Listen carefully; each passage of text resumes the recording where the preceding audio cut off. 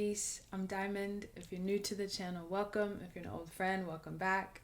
So today I wanted to share some information and resources around the practice of yoga in general, as well as answer some frequently asked questions that I get for Kundalini Yoga specifically, because there's a lot of controversy around that practice right now, and I wanted to just demystify, what you can expect in a class, as well as just general questions that I get about the practice and the science of yoga in general. So we'll get started with what is yoga, or what does yoga mean? Well, that word has a Sanskrit origin, yuj, and that word itself means to yoke. So this practice, this entirety of this practice is built around the idea of coming back into oneness, coming back into that central point that's true throughout the ages. There are multiple ways to approach that truth and cultivate that truth, and each of those ways can constitute as a branch of yoga or a particular perspective or lens to practice it through. But overall, that is the purpose of this science. When I say that oneness, we are bringing the oneness of the mind and the breath back together, and then marrying that with the body.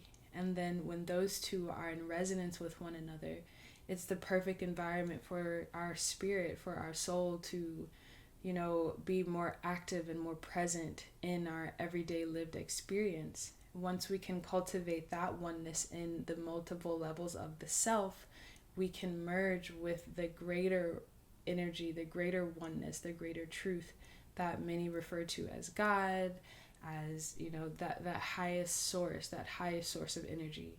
So we're cultivating our own individual energy, and we're learning how to merge that with the eternal truth. Essentially, that is the practice of yoga.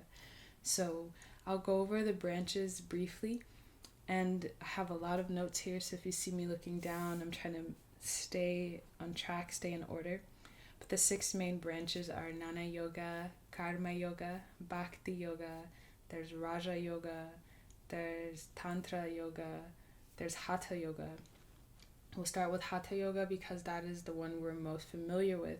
In Hatha Yoga, we are really focusing on the asana, the prana, and the asana and the pranayama and meditation.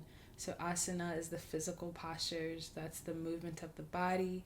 We're coordinating that with the breath, which is our pranayama practice, and we're also focusing with meditation, learning how to cultivate the mind. So approaching yoga through the lens of hatha, those are the tools that we're using to refine and raise the level of individual consciousness, again for the purpose of uniting it with that higher consciousness. Bhakti Yoga is a beautiful practice where you are allowing your life to be the offering. You're allowing devotion to be the way that you merge and recognize the divine. You're building altars to the beloved. You're singing to the beloved. You're dancing for the beloved. You're adorning yourself and adorning your environment. All of these things that you do to be in love with the beloved, to be in love with the source of all love. And it's a beautiful reflection of grace. It's a beautiful practice. So that's Bhakti Yoga. Karma Yoga. With Karma Yoga, you are essentially observing your environment and seeing, okay, what type of karma is being played out currently? What energy is active right now? And you're looking at that and seeing, how am I contributing to that energy? What type of karma am I creating? And in the practice of Karma Yoga, what you're doing is you're giving yourself an opportunity to transcend the whole thing of action reaction, which is karma, because you understand that they're one and the same, that the action and the reaction are one and the same. And when you can realize that, then you can move into dharma, which is where you're able to engage in the action and you're able to receive the reaction with equanimity, without attachment. That is Karma Yoga. So Tantra Yoga. With Tantra Yoga, you are really getting into the ritual of it. When I say ritual, people automatically think it's something abstract, but really when you're talking about a ritual, you're saying that something needs to be done in this way, at this time, with this color, in this order. It's very specific, actually. And so there's a process, and that process itself helps you to understand what it feels like, the experience of the divine. So it's a science, essentially. It is a science that is dedicated to helping you to experience the energy of creation itself, the energy of the divine. And again, that's from that more scientific or ritualistic perspective of, okay, these are the actions, and this is how we do the actions, and when and where and why, and this is the intention that we're bringing into this process, which is ultimately going to raise our consciousness to that higher level, putting us in more resonance with the divine. It's Tantra Yoga. We have, Raja Yoga. I think that's the last one. Raja Yoga, that is the royal yoga. So Hatha Yoga falls under this umbrella technically because it does involve the Asana and the Pranayama, similar to Hatha Yoga, but it also takes it a couple steps further in that it encompasses all 8 of the limbs of yoga as set out by Patanjali. He's an incredible sage who was able to really put the process of yoga, the lifestyle of yoga, the journey of yoga into a concise document, if you will. And that's what a lot of us go off of to this day to understand the full breakdown and science of yoga beyond just the physical body and the physical prana, but into the subtle bodies as well, and that etheric experience of oneness and that etheric cultivation of oneness. So Kundalini Yoga, as it's taught mostly to this day, falls under the umbrella of Raja Yoga because it does really focus on bringing our attention and awareness to the subtle bodies and the etheric bodies, and giving us an opportunity to learn how to cultivate and maneuver that energy at will. So we'll talk about what you can expect in a typical class. So with Kundalini Yoga, typically you're thinking a 60 to 90 minute class. And again, that's because we want the experience to be fully encompassing, fully engaging, because again, we're engaging the physical, the emotional, the subtle, all of those bodies, the attempt to engage all of those bodies in one session. But of course, there are different intentions and different occasions, so that number 60 to 90 minutes is not set in stone by any stretch. But in general, you can expect a similar flow. So with our classes, we will usually tune in using 2 mantras. A mantra is a sound code. It's a word, it's a phrase, and it has the power of imprinting the subconscious mind. It has the power of showing us, frequency, because that's what sound is. It's an actual energetic frequency or pattern. And when you have a pattern that's created, information can be stored and transferred. So for example, the sound that if you're doing this is a particular vibration, this is a particular feeling or code, right? Now, the information that you understand in that frequency, that pace, is different than this, right? It's a completely different energy, right? And that's the power of mantra. That's the power of understanding vibration. Those are 2 different vibrations, that first one and that second one. And again, with that information, it's a different feeling, a different vibe, a different intention. And so with mantra, that's what you're doing. You're creating a particular pattern or imprinting a particular pattern within the mind, within the body, via the breath. Because if you think about it, as you chant a mantra, you're changing the way that you're breathing. You're changing the way that your body is moving. For example, when you say har, Har, you're contracting the navel. That just happened because of the activation of that mantra. So that is a really key element to the science and technology of yoga. The first two that we tune in with in a Kundalini Yoga class are the Ari Mantra and the Mangalacharan. With the Ari Mantra, that one is a Sanskrit origin, and it translates to how I bow to that creative and subtle wisdom. And when we say bow, what we're saying is that we open ourselves to that, we allow it, we make space, we make room, we open our awareness to that creative subtle energy, that creative subtle wisdom. By wisdom we mean, or subtle, we mean that which is beyond the physical. So we're tuning into every teacher, every master teacher, every student, every seeker, every yogi that came before us with the same intention of oneness. We're tuning into that frequency, we're allowing it, we're tuning into the frequency of those that will come after us. And then we're also awakening that truth, that teacher, that subtle wisdom within, that's always within. So that is Ari Mantra, Ari meaning beginning. So we start with that one. And that one's so near and dear to me because as a teacher, really, I want to be able to bring something through that's more than what I personally, me, Diamond, have been able to figure out so far. So with Ari Mantra, I am allowing all of the wisdom keepers, all of the well and honorable teachers to have space and, allowing that into the container for all of us. The second mantra is Mangalacharan, and that one is a Gurmukhi. So Gurmukhi is the written language, the spoken language is Punjabi, but that one comes from the Sikh faith and philosophy, a part of their Gurbani, which is their sacred prayers and text and poetry, their holy scripture. That is Gurbani. So Mangalacharan is a part of that body of work called the Sukhmani Sahib, which is an evening prayer. And it's about protection.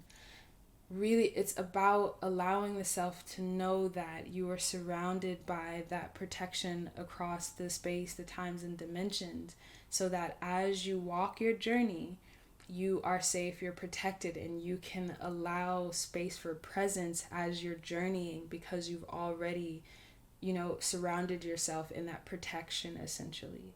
So the words for Mangalacharan are Ad Gure Name, Jagad Gure Name, Sat Gure Name, Siri Gurudev Name. That translates to, I bow to creative subtle wisdom. I bow to the primal wisdom. I bow to the wisdom of the ages. I bow to the true wisdom. I bow to the great unseen subtle wisdom. So again, this is invoking clarity and peace and protection on our journey. We are surrounding ourselves in protection as we go and engage with the body, the subtle body, the etheric body, wherever you need to go. So those two mantras, we are creating our container. We're creating the space energetically, mentally, physically, because we're using sound. And so again, you can take this to mean I'm going on my journey and I'm kind of deciding, okay, what am I taking with me, creating what that looks like. That's what I always encourage, people to explore when we're tuning in. What does your space look like for today? And we're dropping in with those sound codes to help imprint the space with that intention. Okay? So that is our tune in, and that is mantra. So after mantra, or after we tune in, we would typically start with pranayama. So pranayama is the literal translation, and this is Sanskrit as well. Prana meaning life force, and yama meaning expanding. So literally it's an expanding of life force. So we're doing that with the breath. So the inhale is the prana. We're pulling in life force. We're getting full. We're, nourishing. We're saturating. And then the exhale, apana, we're exhaling. We're releasing, letting go, giving back, or giving out. And so when we're talking about expanding that process, what we're doing is learning how to move that dance, that inflow and that outflow. We're learning how to do it consciously. We're learning how to do it on purpose. We're learning how to do it at will. And why do we want to do that? Well, every process in the body starts and ends with the breath. Cells can't even begin to start trying to produce energy to do anything else in the body without oxygen. And so if we can take a process that is so integral to the whole body and is yet subconscious, something we don't have to think about, if we can take something like that and make it conscious, do it on purpose, bringing it to the front part of the brain, then again, we are immediately raising our awareness, raising our consciousness, making subconscious patterns more conscious. And by doing that, we can change, how that works. For example, the breath is going to dictate how the heart's beating, and the heart beating is going to change what your body can physically do or not do, right? So again, we're starting there because the brain and the breath, that connection, they're like this. So that's where we like to start and drop in with. I'm sure that's all I want to say about oxygen. We usually move into warm-ups after pranayama. So warm-ups, they're pretty self-explanatory. We're just getting the body in motion, getting it warmed up, getting the muscles moving, starting to cultivate that awareness of the body, awareness of our breathing with moving the body. We're kind of, opening the door to our larger practice and making sure that we are gradually increasing our physical movement or physical practice so that, we're not putting people straight into handstands or headstands and things after they just got out of the car or just came from sitting at a desk for 8 hours a day. So warm-ups usually follow pranayamas. And then we get into the full physical practice in a class. So with the full physical practice, they're usually curated, and these are called our Kriyas. And people get really confused with what a Kriya is, but a Kriya is essentially a collection of asanas, which are the physical postures, pranayamas, the breathing exercises, meditations, mantras. They're all put together essentially for the sake of achieving a specific goal. So for example, a lot of people don't know this, and I just learned it recently actually, that the neti pot, doing the warm water to clear out the sinuses, that actually comes from a yoga kriya called Jal Neti Kriya. And the purpose of the collection of those actions and that process is a purification. So the purpose of this kriya, for example, is to purify the body, and we're doing that by way of using the neti pot. There are particular stretches that you're doing, there's breathing sequences that you're doing, and they're all pre-packaged again for a particular purpose. So there are kriyas that have been created for awakening creative energy, tapping in with a particular chakra or energy center in the body, healing certain things. There's a kriya for almost everything under the sun. There's some controversy around the use of that word, especially as Kriya Yoga is typically it's not a form of yoga that you would get to without having been initiated by a master and having dedicated a lot of years of your life to the practice of yoga. So that the controversy and all of that will be in a separate video, just because it's a lot and I want to do it justice. So just to drop that in there, there's confusion around that word, but when I'm using that word kriya, that is what I'm referring to, is that set of postures and asanas and pranayamas that have been put together for a particular purpose, for a particular goal in mind. Okay, what else? Asana, let me not skip past that. So asana, that is what people are most familiar with. That is the actual posture. That's the movement of the body, like tree pose. That is an asana. Butterfly, that is an asana. Baddha Konasana. A lot of the asanas are in Sanskrit. And I had a teacher describe it really beautifully. I don't want to quote it incorrectly, but it was essentially that asana is sitting comfortably in the seat of discomfort. So what you're doing in the asana is you are putting yourself in a situation where you're going to have to confront something. You have to confront that posture. You have to confront where your body is in relation to that posture. You have to confront where your mind is in relation to that posture. You know, what thoughts are coming up for you? What emotions are coming up for you? What tension in the body is coming up for you? Is your breath getting caught in any particular way? Or is it still that in and out? Is it still in flow as you're coming up against this posture? And that is the beauty of, that's the point of the physical part of this practice, is that when you can approach the posture with neutrality, with curiosity, with equanimity, with discipline, with, reverence, when you can do that in the practice, you can do that in your life, in your day-to-day life. And that is the point of asana, because when a particular posture comes up, it triggers you. It triggers a particular nervous system reaction in the brain. It triggers a glandular secretion in the brain. Do you feel afraid when somebody says frog? Well, that means adrenaline and cortisol are in the body. And what we can do in the practice is get ahead of that in a way and say, okay, I'm putting myself into the fire in a way so that I can learn how to have a tolerance for that, how I can have a tolerance for those feelings and emotions and sensations that can sometimes feel overwhelming. And why would you want to do that? Well, because life is sometimes triggering and overwhelming.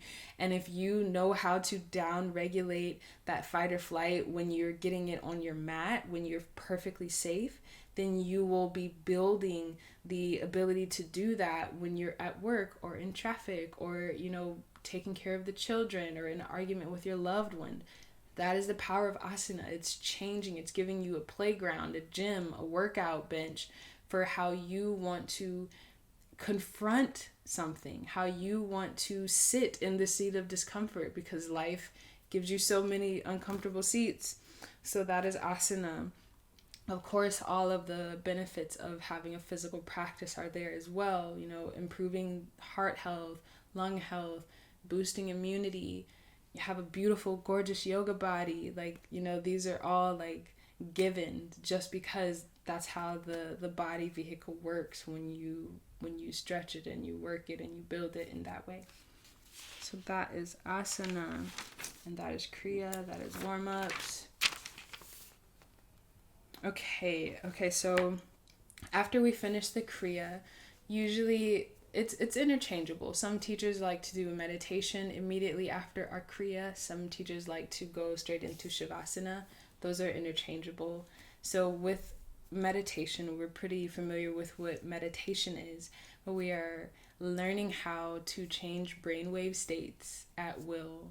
We're learning how to observe the thoughts. We're learning how to become a witness to our experience rather than the active participant. So if you're a video gamer, you know the difference between playing the video game in first person, where you're looking through the eyes of the character, as compared to playing in third person, where you're up above your character. You can see your whole body, you can see your surroundings, you have a way bigger vantage point. So meditation is a practice of learning how to move into third person within your own mind. And you want to do that because we recognize that the mind, the brain, the vessel itself is a sensory organism. It's a sensor. It's constantly picking things up. And we want to learn how to, have more agency over what gets picked up, what gets, what kind of washes off the surfaces, what things we want to cultivate more of. We're learning how to work this sensor, how to turn it on and off, how to manipulate, what the sensor is doing at any given time. Because with meditation, a lot of people don't know the brainwave is in different states all throughout the day. When you first wake up, the brain is working at a particular frequency. When you're watching TV or playing video games or on your phone, your brain is in a particular wave state. And I would love to say that when it's in that particular brain state, you're highly suggestive, darn near in hypnosis state. So whatever state the brain is operating in, that's dictating, your experience. Are you in a space to learn? Are you in a space to sleep? Are you in a space to eat? All of these different things are correlated with a particular brain wave state. So with meditation, we're learning how to move and change that at will. Essentially, that is meditation. Shavasana is so important, and a lot of times it's kind of looked at as like, oh, I could take a nap now. Which, if you're falling asleep during your Shavasana, you had an awesome practice. That's a great sign. But with Shavasana, really, it's an opportunity to integrate. It's an opportunity to allow all of the energy that you've cultivated in the physical realm, in the breath, in the body, in the mind, in the emotions, in the etheric. It's allowing all of that to kind of even back out and integrate. And when I say integrate, I mean, if there's an excess in any particular place, it can kind of flow, the excess can flow out. If there's a space that's been created, a space opened, then energy can flow into that space. If there, is a particular muscle group that's ready and just waiting this whole time to relax, it can do so. You can allow the thoughts and the mind to kind of settle. It's that opportunity to receive. If your practice is giving, pushing, Shavasana evens it out by being in full receptive mode. And it's so essential to a good yoga practice. So that is what you can expect as far as a class. Following Shavasana or meditation, whichever you do last, we would move into closing out. And if you can see the first 2 mantras as creating our container, you can look at these last 2 as dissolving it in a way. And we're dissolving it in such a way that all of the beautiful energy and healing that we have created and cultivated, that we are sending it out in all directions. Because that's essentially what you're doing, especially when you come together as a group. When you transform, not only are you changing your field in a very tangible and measurable way, but everything and everyone that you come in contact with is also changed for the better. So the first sound code that we close out with, it's a song actually by the great string band. Let me double check. The Incredible String Band. My apologies. The Incredible String Band. It's a band that is Scottish in origin, and the song is called the Long Time Sun Song. And this, from what I was able to find out, this was something that was just kind of said at the end of gatherings or parties or festivals and things like that within the Scottish, community. And around the time of this band, they decided they wanted to make an official version of it.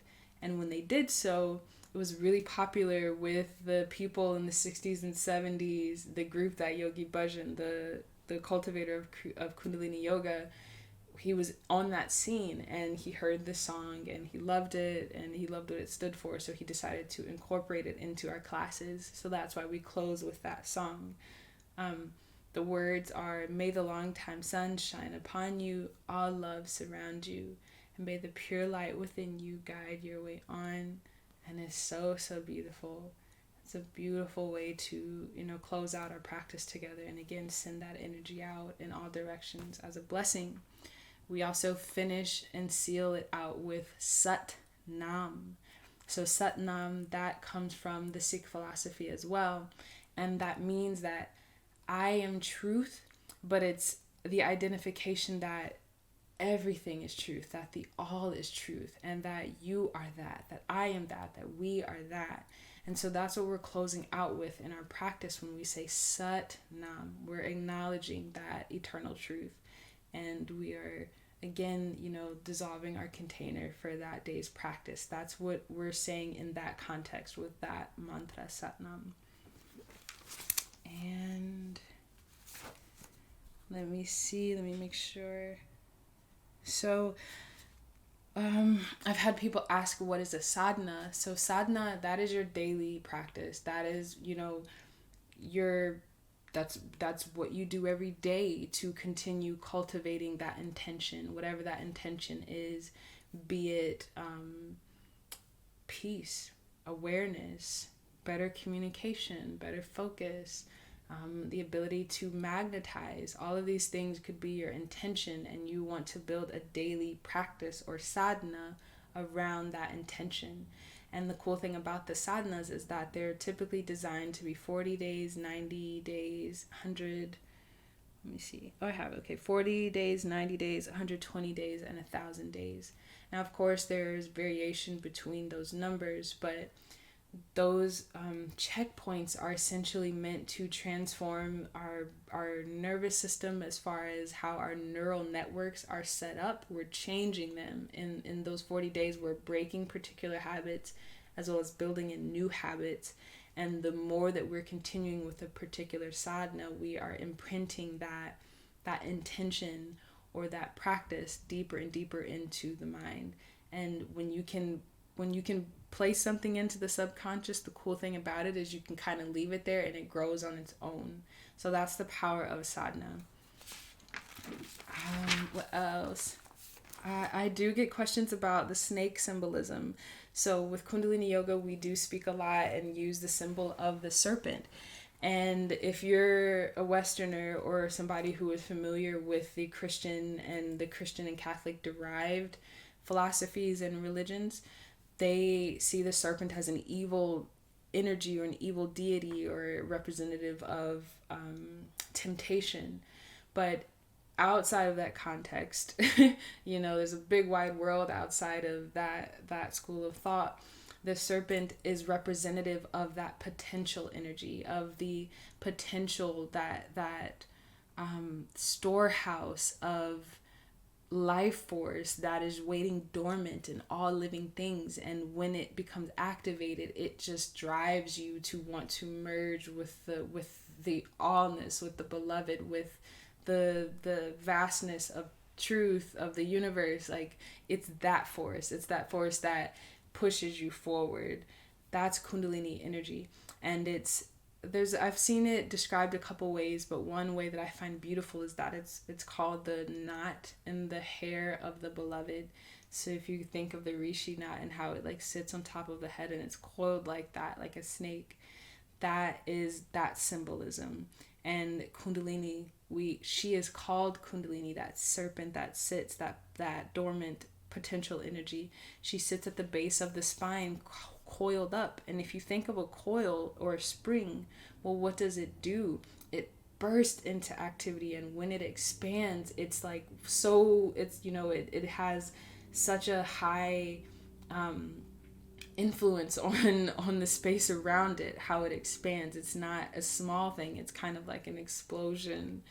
And that's similar to Kundalini being activated and moving up the spine. Now in our practice, we're learning how to learn what that energy feels like so that we can move it on purpose, so we can have a little bit more, not control, because you cannot control Kundalini, you can't control her, but you can learn how to work with her, how to breathe with her, how to move with her.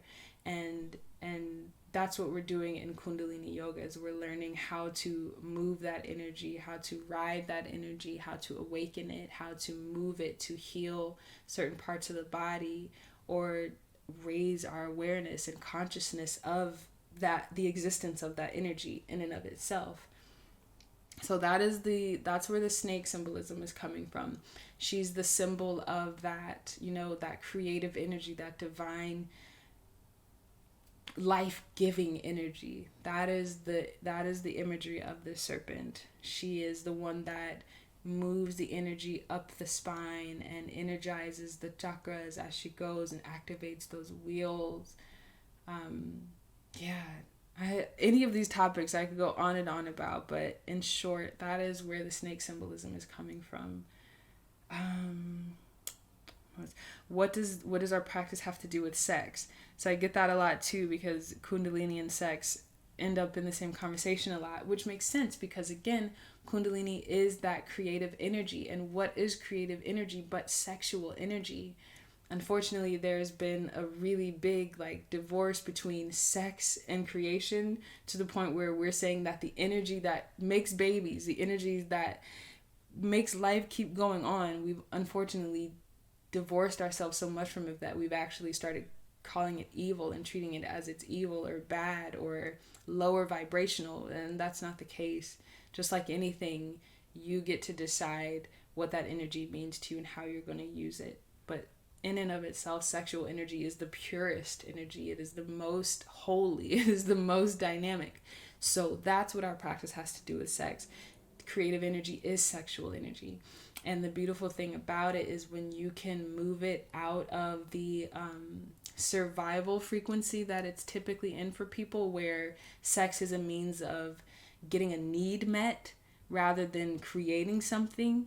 You're trying to take something in that exchange. When you can heal our relationship to that sexual and creative energy, you learn that you can actually move it to different parts of the body, and it brings life into that different aspect of self. You can have sexual energy in the heart, and it feels incredible, and you can create from that space. You can move the sexual energy into the throat and create from that space.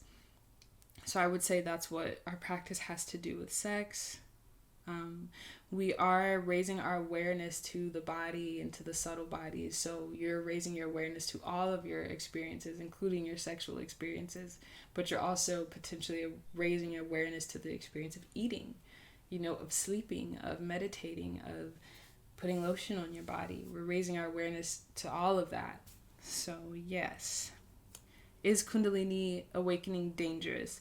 If you Google Kundalini awakening, you can find the craziest stuff, like the most intense videos.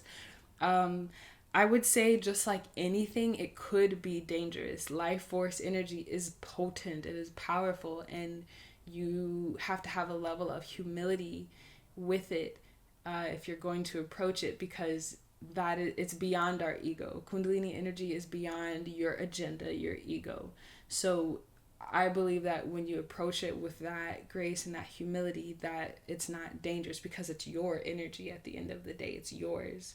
So with Kundalini awakening, the ways that it can be dangerous is if we're not approaching it with the right intention. So if you're coming to it with the idea of, I want to unlock superpowers so that I can use my third eye to manipulate people to do what I want them to do. Well, you're trying to awaken the third eye, and maybe you're going to do the work to do that. But if you have an impurity and it's here in the heart, and you're trying to blast the energy up anyways into the third eye, you're going to hit that block. That might not feel too good. That might not play out great for you. But that's the case with anything when you approach it with intentions that are less than awesome. It's also possible, if you're coming to it with a sense of exploitation, where you're just curious about power, well, again, your approach to the practice is going to be different, and that approach may very well put you in a position where you're biting off more than you can chew, essentially. But that's the danger, not the Kundalini energy in and of itself. That is life force energy, and it's beautiful and pure and great for you. And just, unawareness. If you don't know what you're doing, sometimes it is possible to trigger an involuntary release of Kundalini. But that is why I do believe that is useful to do this work in community. Not about finding a guru or somebody who you can give your power to, but just somebody who is aware of that process and can help guide you through it in a way that's safe. Because you also have to, make sure that the diet is conducive of moving that energy into the body. That's why there's purification kriyas that yogis will do before stepping into certain levels of spiritual initiation, because we are in the physical body. We're trying to work with very high vibrational energy. We want to approach it properly. That's what I'll say about that. Is yoga a religion? Yoga is not a religion. It is a spiritual practice, but it is typically not a religious practice. So the difference is that your spirit is just the truth that is. It is that life energy. It is, that which makes everything go from nothing to everything. It's that energy that's moving through at all times, that is life-giving and life-transforming. That's the spirit. Religion is more so like a set of perspectives that have kind of already been prescribed in a way. So if you're approaching it from a religious point of view, it's like, okay, these are the prophets and these are the things that they've said, and that's what I'm studying. And then spiritual practice is, okay, I recognize that they tapped into their higher spirit and they were in conversation with God in order to give me those writings, and I want to activate my spirit so that I can talk to the beloved, to Creator as well, and I can channel my experience that way. That's a spiritual practice. So it is not religious. And I say that because there's a lot of people who practice Christianity or different religions that feel like, are they going against their teachings? And I would say that you're not. But of course, that's always up to your opinion and what you feel comfortable with. But in and of itself, yoga is not a religious point of view. It is not a set of, okay, there obviously are sacred texts and different references that people have and different teachers along the way that we will give that credit to. But we are trying to cultivate that relationship with the divine in and of ourselves as well. So that's why I say that it's not religious.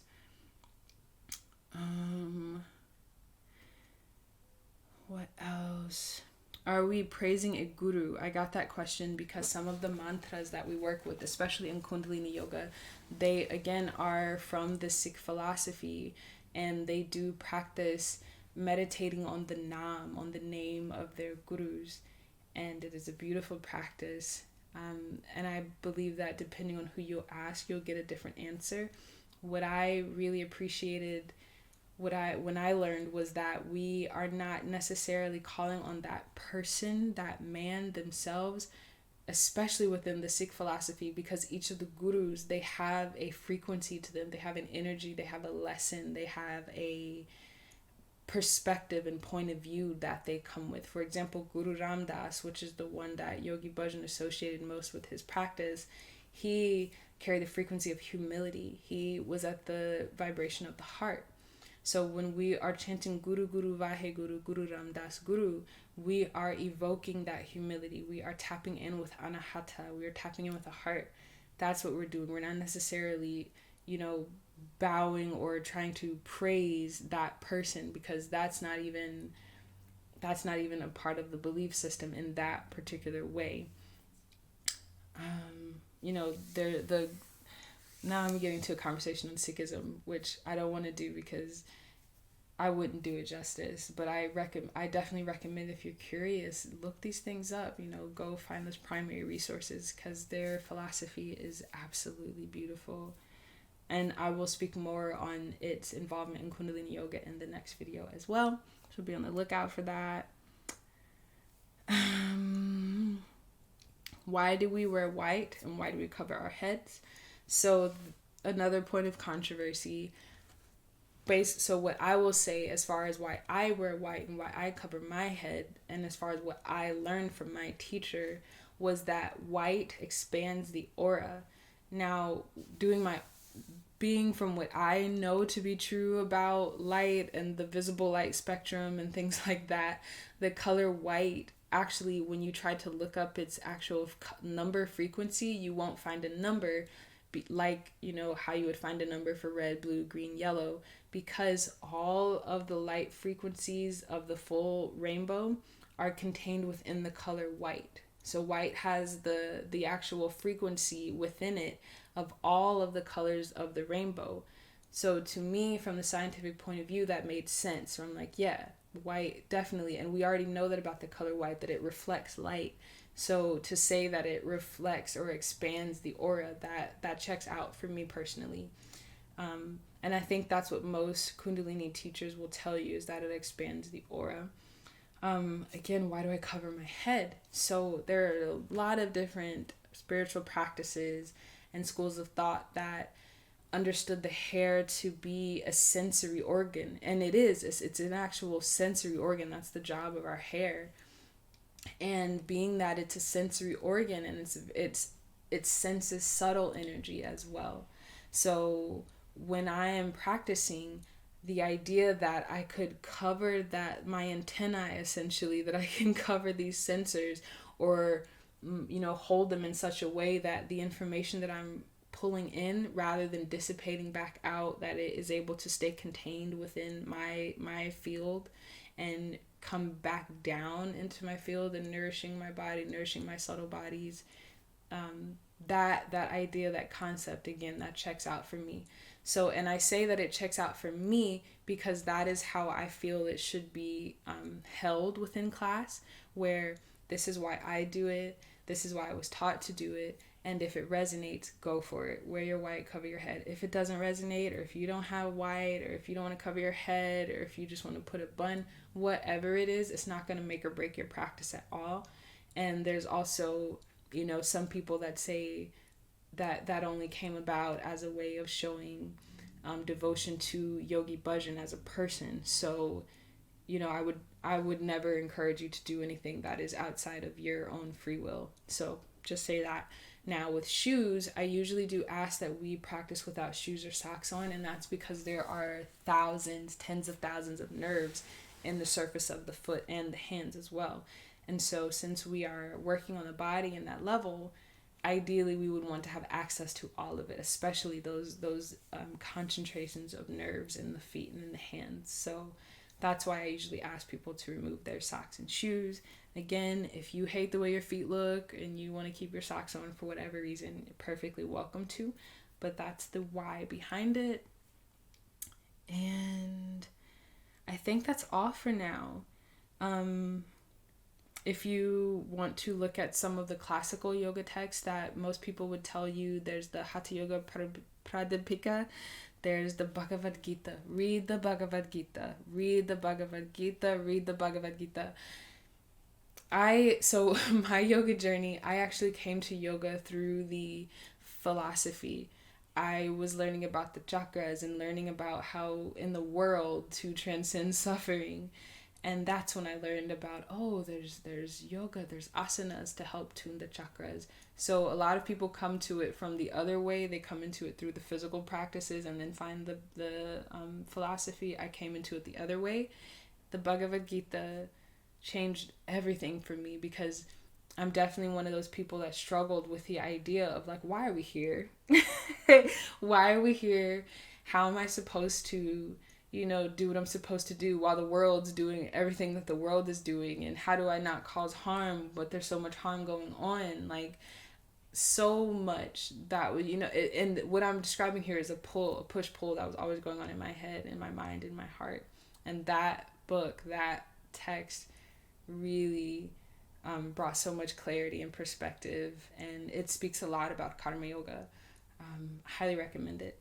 And then of course Patanjali Sutras, because again, the yogas that we practice for the most part in the modern world is pulled from the 8 limbs of yoga as set out by Patanjali.